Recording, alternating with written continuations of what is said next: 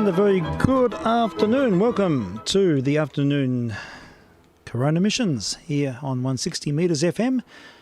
And yes, it's all happening here. We had to rescue the chooks from the rain, and the bread's come up well. It's all domestics. It's all domestic. Our whole world has just become one little domestic hive. It's like an ant's nest. So yeah, that's the new reality, but I have got something sad to report. I just did a walk and they're demolishing a really nice house just down the road, and it had the most beautiful tree, a really old tree. And they knocked down the house and the tree was still there. It was a magnificent lemon-scented gum or something. It was a beautiful specimen right at the front of the block. And they knocked down the house and the tree was still there, and we thought, well, this is good. They're saving the tree. And just went for a walk and the tree has been smashed up. Unbelievable. Terrible. Travesty. It's almost as bad as the masks. Terrible things happen. Anyhow, so I'm sort of feeling a bit lost for words and a bit sad. Never mind. We've got to cope. Anyhow, let's see. What do we got on the agenda? Let's see. We can get rid of this Beethoven. And last night we played some Anna Case, and I was delighted to hear these recordings. And there's been a lot of uploads of Miss Case in the last little while. Mr. H in Sydney, who's a well-known collector, has a huge collection of her recordings, particularly her Columbia records that she made in the late 1920s. And he is uploading them all. It's fantastic. No, we had a feast of Anna Case last night. We were listening to a whole heap of them. And she's great. She's got so much personality. This is what I like to hear. I like to hear singers with personality who really extend themselves and push themselves and just ham things up and wear their hearts on their sleeves and go for it. Well, here's a recording which really does express that. We're going to hear her sing the Non so pour cosa song from The Marriage of Figaro. Bad pronunciation, I'm sorry, but let's go with the flow. Anna Case on steroids. So più cosa san, cosa faccio? Orte poco ora fanno ricaccio. Ogni donna cangiar di colore, ogni donna mi fa palpitar, ogni donna mi fa palpitar, ogni donna mi fa palpitar. Solo ai nomi d'amor di diletto, mi si turba me sa per petto, io parlarei mi sforza d'amore, un desio che io non posso spiegar, un desio che io non posso spiegar. Non so più cosa son, cosa faccio, arrivo qua a di goccio, ogni donna cangiar di colore, ogni donna mi fa palpitar, ogni donna mi fa palpitar, ogni donna mi fa palpitar. Par d'amor vegnando, par d'amor sognando, all'acqua labbra e mani, ai fiori via verdi, ai ponti, alle colori ai venti. Io son davanti a centi, portano via con sé.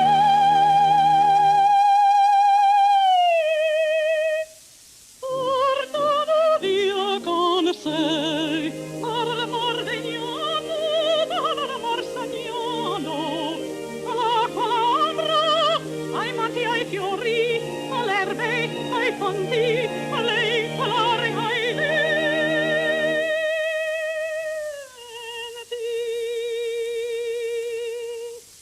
Io son davanti a centi, portano via con sé.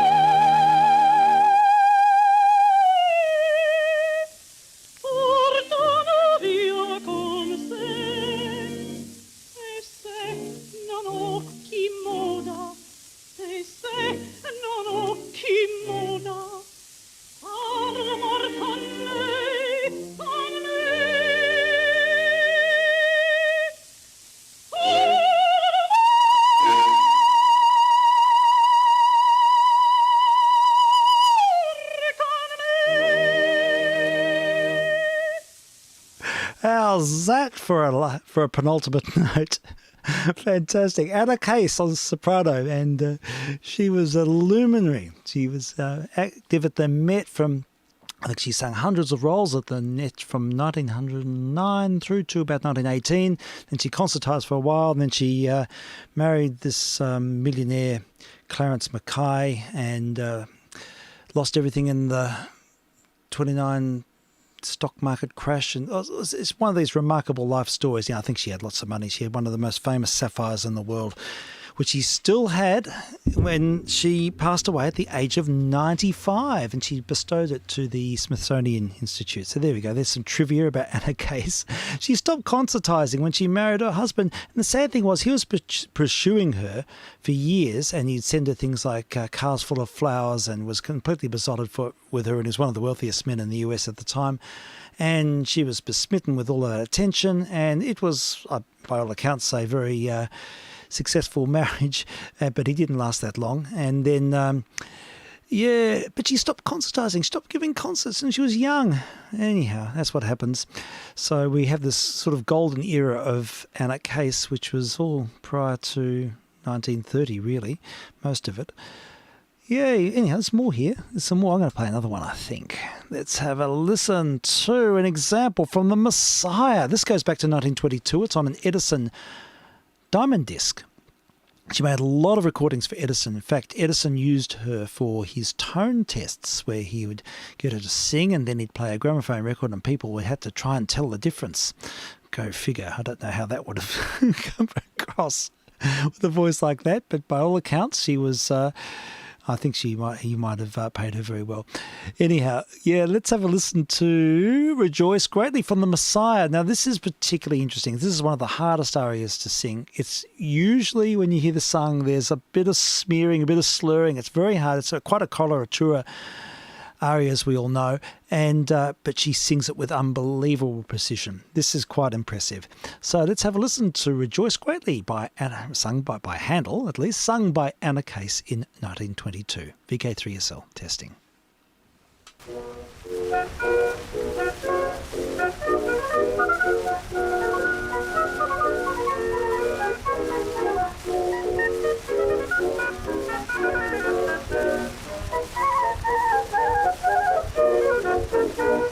Rejoice, rejoice, rejoice greatly. Rejoice, O daughter Zion. O daughter Zion, rejoice, rejoice.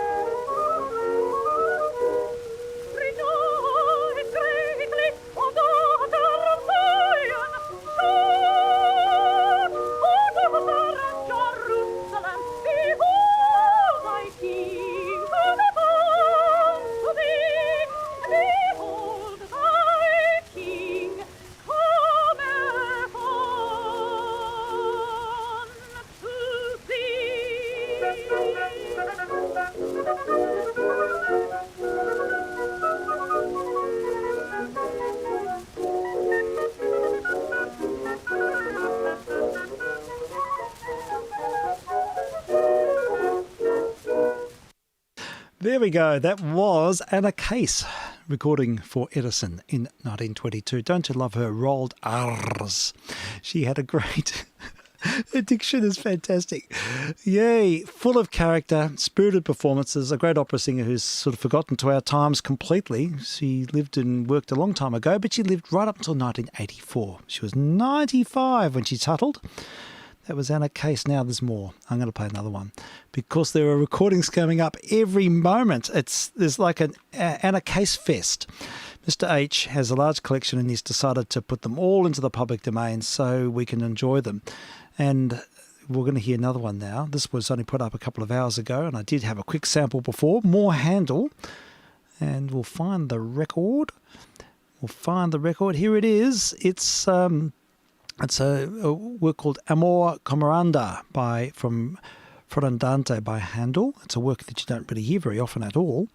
But from what I heard, it is exquisite singing, beautiful singing from Anna Case, vk3sl testing.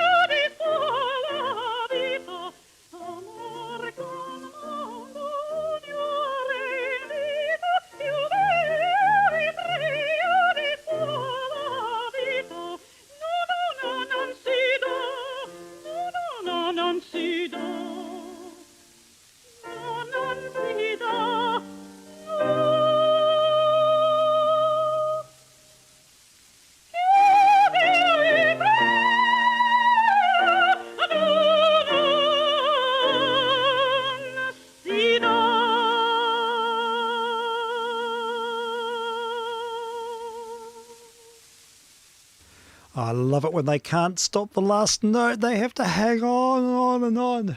Yes, we just heard Anna Case, soprano, with the Amor Comandanda by Handel from Floridante, an opera I don't know much about. And that recording was made in 1930.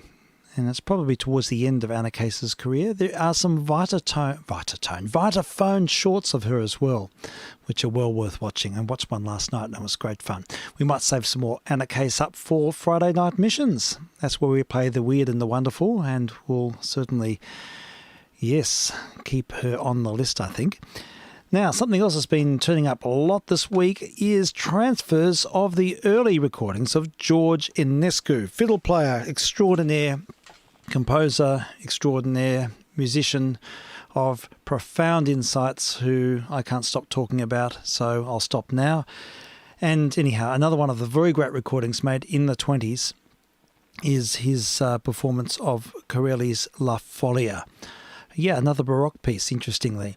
And this is inimitable. Again, it's just he creates this universe, of this wonderful world he evokes with this piece. It's just so full of nuanced emotion. It's hard to, I won't say anything. I can't.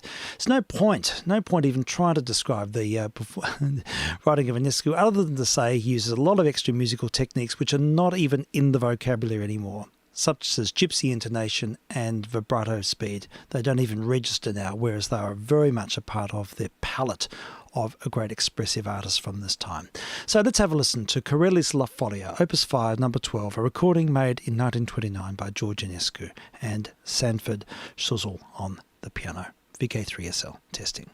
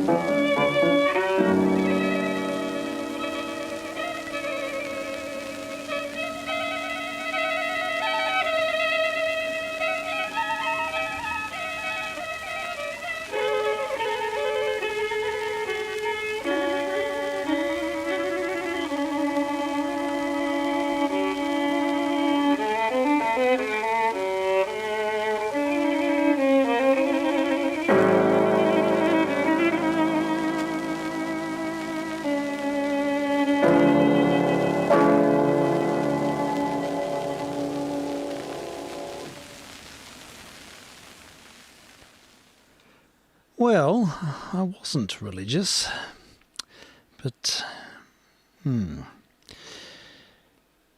just heard the Corellia Folly variations with Anescu. Remarkable.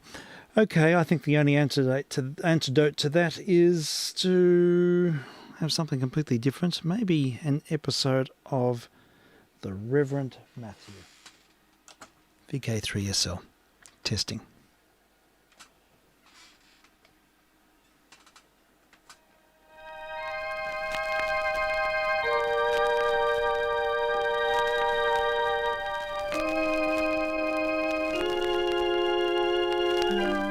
The Reverend Matthew, a man of God.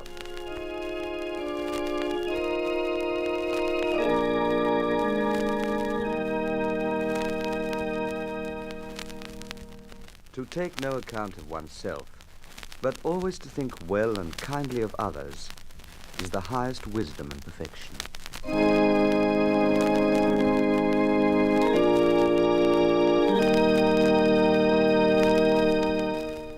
Omar Thatcher was an arrogant and pompous bully, a man who delighted in asserting his authority over others.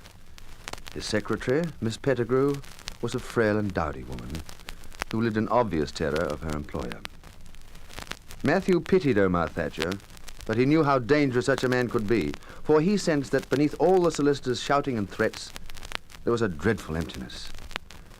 And all his shouting could not quite still the voice of his conscience. Omar told the Reverend Matthew outright that he was not wanted in Victory Hill, and then declared that he was already known to be a drunkard, having been intoxicated when he narrowly avoided crashing into Barbara Brandon's car the other afternoon. Before our story continues, here is a word from our announcer. You're listening to 3SL, VK3sl test missions on 160 metres, and we're listening to an OTR segment, a Grace Gibson production from about 1938. The Reverend Matthew.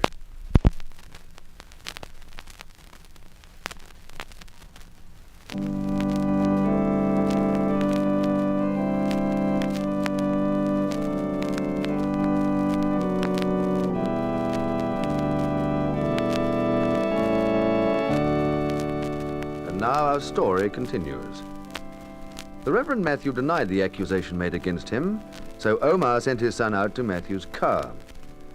A few minutes afterwards, the lad returned with a half-empty bottle of whiskey in his hand. You won't deny that this is yours and that you bought it in Brandon. First of all, Mr. Thatcher, I should like you to write a letter about this to the bishop. I shall most certainly do that. Thank you. And now I'll take this bottle with me, if you don't mind. I should like to return it to its owner. Reverend Matthew, how dare you! And when I return, Mr. Thatcher, we'll discuss the finances of the rectory and so forth. Oh, yes. You'll be paid the minimum stipend, and since you're a bachelor, you'll be allowed £3 a week for a housekeeper. Are you serious? The committee met last night. We cannot pay more. You knew I was here last night, and yet you held a committee meeting without me? We naturally considered you'd be somewhat tired after your journey. Yes, and since I had been drinking, I wouldn't be in a fit state to attend, would I? Precisely. You managed to bring John Murray to his knees, didn't you, Mr. Thatcher? Well, I can assure you now you won't succeed with me. I dislike your attitude, Reverend Matthew, and I can't say that I like you personally. Mr. Thatcher, you are chairman of the church committee, and I was hoping that we could work together. If you wish to continue your attitude towards me, I can see that I'll be standing alone. Standing alone. You were quite successful in the slums, weren't you? I was successful only because God helped me in my work, as I pray he will hear. Quite so. Now, if you don't mind, I'll take that bottle. I hardly think you should be allowed to keep it under the circumstances. Oh, no, Mr. Thatcher. The evidence remains with me. You've asserted that I bought this in Brandon, that I'd been drinking when I arrived here, and that your son found this, very conveniently, in my car this morning. Now, I'm sure you won't object if I check on these remarkable facts myself. Where exactly do you intend to check first? This wasn't your idea, Mr. Thatcher. I know who was responsible for doing this, and I know who forced you to lie to me this morning. Under the circumstances, I think the best thing you can do is resign from the committee of the church. Confound the man. Who does he think he is? Michael! Yes, Father? I want you to check on the Reverend Matthew and find out everything you can about him. Look, Father, this is none of my business, but he doesn't seem to be a bad sort of fellow, and I think that was a filthy thing to do, putting that bottle in his car. What if he found where it came from? If he does find out that Barbara Brandon supplied it, well and good. It could cause a fearful scandal. Those were terrible accusations you made against him. Don't forget, Michael, Miss Brandon's a client of ours. I only did exactly as she told me. I don't get it at all. I'm sure. It's always a good idea to set your enemies fighting among themselves. And remember, lad, it's neither victor nor vanquished who gains the spoils in any war. It's the person who remains neutral, who sits on the sidelines and then walks in at the end to collect booty. You know, if I could once get control of the Brandon estate, I'd really be sitting pretty. Haven't you enough money as it is? Reverend Matthew issued a writ for slander against Miss Brandon. She'll turn to me for advice. That will make my hold over her all the stronger. Is that all, Father? Yes, well, no, it's not. Keep away from the New Athens Cafe, do you understand? All right. I don't follow you, Father. I don't understand. You understand me perfectly, lad. That's why you're looking so uncomfortable. Well, it's the only cafe in Main Street. That's why I go there. You sure there isn't another attraction? What do you mean by that? How dare you speak to me like that? I'm sorry, Father. It's just that... It is that woman, Myrtle Wheeler, isn't it? I can't say I commend your taste or your good sense. You know her reputation, as I do. No, I'm afraid I don't. I wasn't aware she had one. You'll make a few inquiries around town, my boy. She's nothing but a common waitress. I've heard a lot of people speak well of her. Oh, yes. She has a number of friends, isn't she? She's never even spoken to me, but I can tell you she's not what you say. Yeah. And it's very interesting that the Reverend Matthew should find her such an entertaining companion. Yes. Mrs. Wilcox saw him drive her down to the cafe last night. Yes, it's very interesting indeed. I shall make a point of mentioning it to the committee.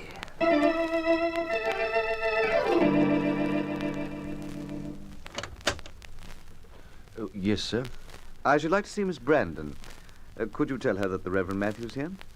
Oh, Miss Brandon is not at home, sir. Oh, but I thought... Very well, thank you. And, will you give her this? She left it in my car. I beg your pardon, sir? Will you also tell her that it was one of 24 bottles she had delivered from the hotel in Brandon? They had to bring it up from the city, especially for her. Yes, I phoned the hotel keeper to make sure. I shall tell her that... Yes, and tell her I'd be glad to see her any time she chooses to call at the rectory.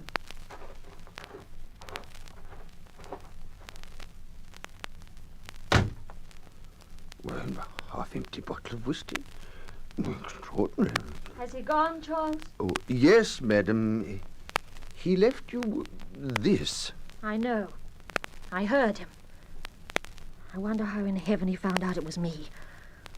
I couldn't say, madam. Darling, you're going to leave me here on my own forever. I feel quite stricken without you. He's cleverer than I thought. Or else that fool Omar Thatcher dropped a few hints. Well, for heaven's sake, Charles, haven't you any sense at all? Get out and take the bottle with you. Thank you, madam. So, the Reverend Matthew discovered it was you playing tricks on him. I told you it was a stupid idea from the very beginning. And I'm not particularly anxious for your advice, Gilbert. I was only trying to help. I hate that man. I hate him because... He tried to pray for you? He made me cry. He saw something in my nature that I wanted hidden. Now, can we continue our discussion? I told you before, Gilbert, there'll be no more money. But I'm broke, Barbara. How much do you want? I want a settlement of 60,000. Oh, you're out of your mind. I consider I'm being very modest in my demands. I've bought you everything you want. Now I'm tired of the situation. Barbara, aren't you forgetting that I'm still your husband? I could forgive you for many things, Gilbert. I could even forgive you for refusing to work and living on my money. But I can't forgive you for pretending that you were in love with me. Oh, but I did it so nicely, didn't I? You must admit that I was excessively charming. Don't you understand what you've done to me, Gilbert? You've destroyed part of me. I'm dead inside. Wouldn't cost you so much to be rid of me for good. And the letters? A certain very prominent official would find his career finished. I returned those to you when you had me the cheque. After all, if I sold those to the paper... Even if I paid you, I couldn't trust you to keep the information in them to yourself. You know, the papers would pay a good deal for my account of our ill-starred marriage. The life and loves of Barbara Brandon. What a story it would make. Especially when the letters were printed. Wait, you wouldn't do that, Gilbert. Wouldn't I? My darling, when you're hungry, you're forced to do a great many things that you dislike. I hunger for things like sports cars and caviar. Well, I won't let you blackmail me like this. You have very little choice, really, Barbara. Whatever you do, I stand to benefit. You'd better watch out, Gilbert. Something could happen to you, too. In the event of my death, your letters will be handed to an agent who will forthwith sell them to any paper that's interested. You think you've won every round, don't you? I'm sure of it. Well, I'm warning you now. You've got a few surprises coming up. Oh, how fascinating. I adore surprises. You've made me what I am today.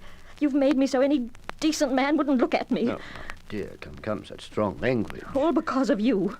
Are you sure this Reverend Matthew hasn't upset you? Oh, he's another I'll get rid of. Both of you. Take my advice, Barbara. Don't involve yourself with him. Why shouldn't I? Because a man like the Reverend Matthew could easily drive you crazy. He'd make you see yourself as you really are.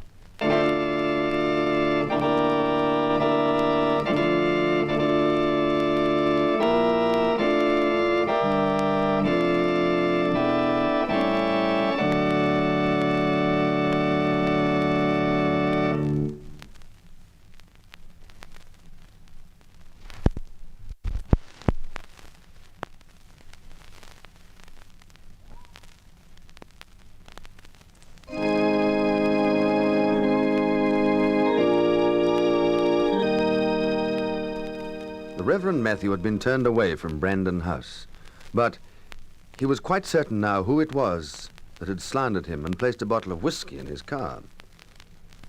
It was true what Bishop Faraday had said about Victory Hill. Here was a town outwardly prosperous and contented, but filled with the sort of people who make a mockery of religion and could destroy a man of faith.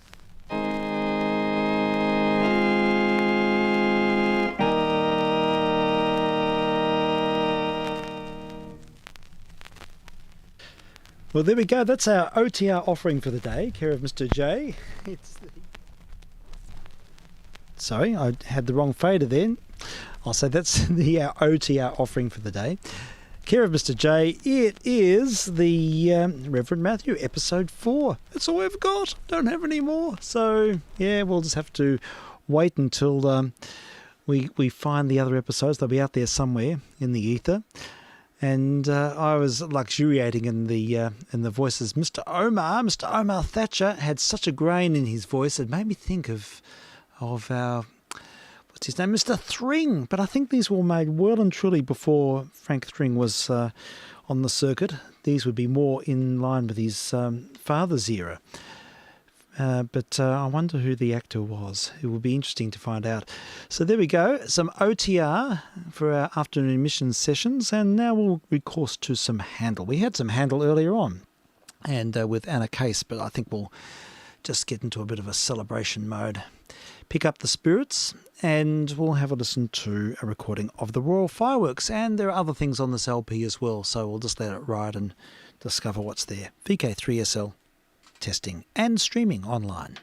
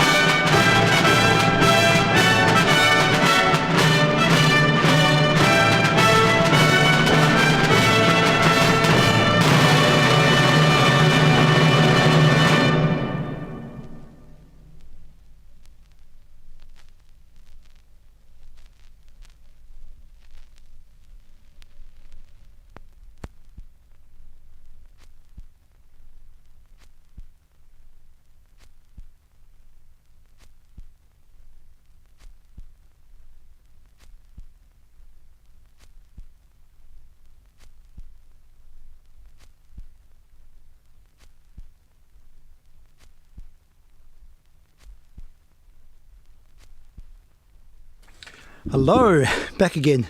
Yes, the record finished. I didn't realise I was listening inside. Well, I was half listening because I was helping my daughter change her electric blanket.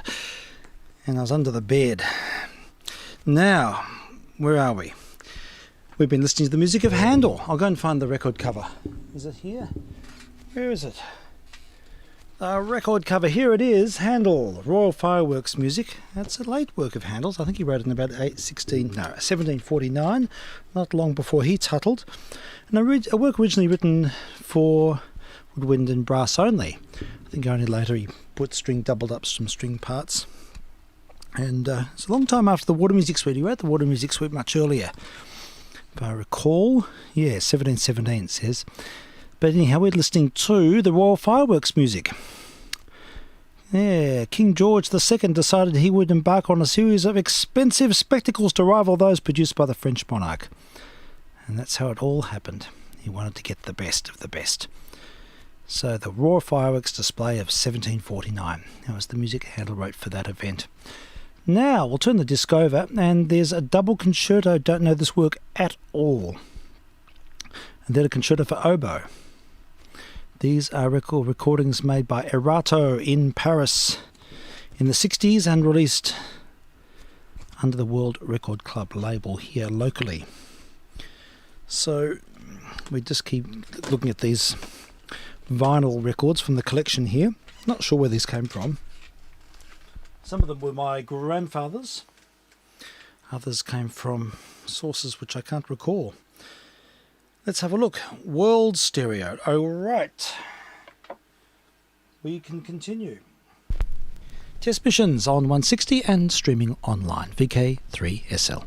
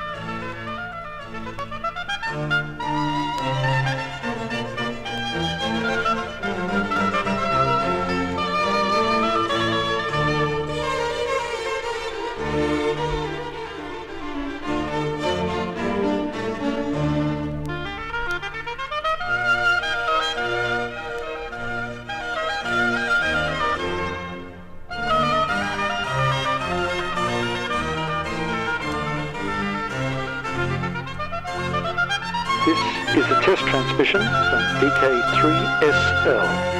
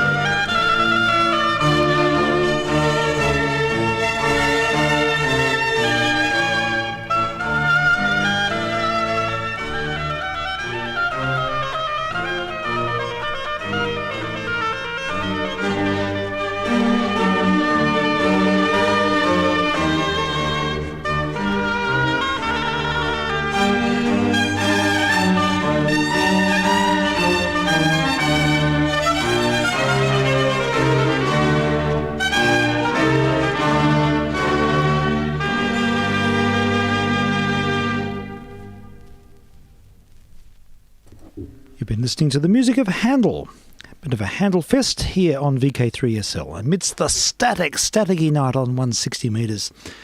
Anyhow, these are the test missions, the Corona test missions, late afternoon sessions where we use modulated sound we try to use modulated sound in ways that may invigorate some interest, whether it be on air for people who want to test their equipment and or online where people can be entertained. And yeah, this work is interesting. I tell you what, did you hear the did you notice the Messiah? What was it? It was in the glory of the Lord. That's right. It was the quote from the Messiah in that first double concerto, and there's other sort of little Messiah-esque bits and pieces there in that work, that first work on the side.